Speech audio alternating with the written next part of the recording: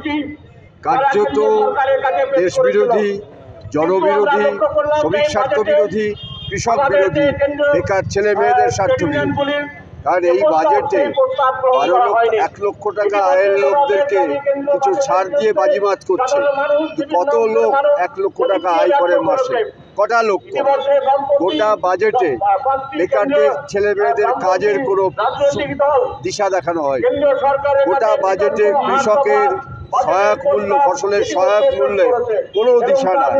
গোটা বাজেটে ক্ষেত মজুরের ন্যূনতম মজুরি, রেগার 100 দিনের কাজ 200 দিন করা, 600 টাকা মজুরি করা, তার কোনো দিশা নাই। গোটা ভারতবর্ষের যারা দরিদ্র সীমার নিচে বসবাস করে তাদের বাঁচার, তাদের উন্নতির কোনো সুরাহা নাই। যারা কন্ট্রাকচুয়াল ওয়ার্কার তাদের স্বার্থে কোনো কথা নাই।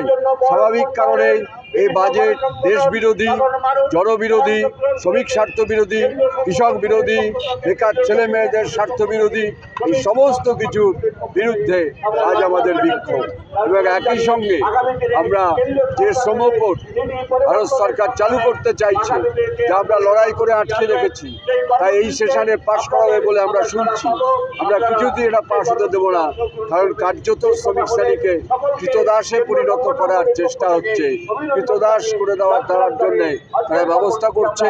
একদিকে কর্পোরেট হাউস, পুঁজিপতিদের স্বার্থ রক্ষা হচ্ছে, আর একদিকে সর্বনাশ হচ্ছে গরিব খেটে খাওয়া মানুষ, শ্রমিক, কৃষক, কর্মচারী, শিক্ষকদের সবারই সর্বনাশ হচ্ছে।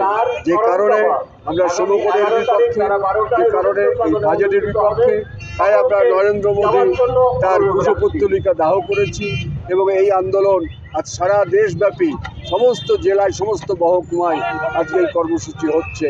আগামী দিনে আরও বৃহত্তর লড়াই হবে, তার প্রস্তুতি আমরা নিচ্ছি।